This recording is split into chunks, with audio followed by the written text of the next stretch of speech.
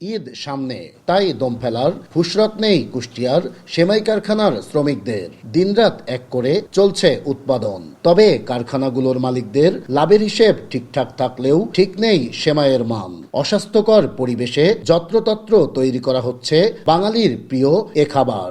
মজাদার সেমাইয়ের নামে কি খাচ্ছেন? খেয়ে সহ্য করতে পারবেন তো?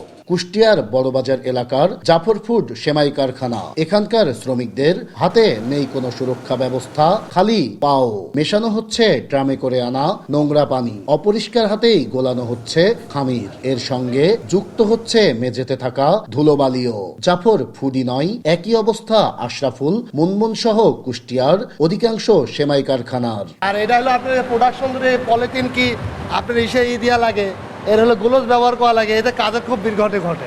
নরম এ সেমাই আবার শ্রমিকদের ঘাম ভেজা কাঁধে নেওয়া হচ্ছে শুকাতে। অনিরাপদ পরিবেশে হচ্ছে শুকানোর কাজও।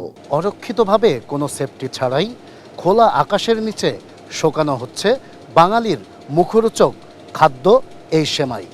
ভিগো ওয়্যার গার্ড, প্রয়োজন মতো বাঁকানো যায়, অধিক চাপেও ভাঙে না। ভিগো, যা তৃপ্তি সহকারে না জেনে না বুঝেই খাচ্ছেন বাঙালি ভোজন রসিকেরা। তবে সেমাই উৎপাদনে এসব অস্বাস্থ্যকর ব্যবস্থায় কোনো আপত্তি দেখছে না মালিক শ্রমিকরা। এটা শরীরের জন্য কোনো ক্ষতি হবে না। আমরা সুস্থ পরিবেশে এই জিনিসটা করে যেন কারো কোনো সমস্যা যেন না হয়। ঈদুল ফিতরকে সামনে রেখে এসব সেমাই ছড়িয়ে পড়ছে শহর থেকে গ্রামের বাজারে, যা না জেনেই খাচ্ছেন সাধারণ মানুষ। এতে দীর্ঘমেয়াদী স্বাস্থ্য ঝুঁকি দেখছেন চিকিৎসকরা।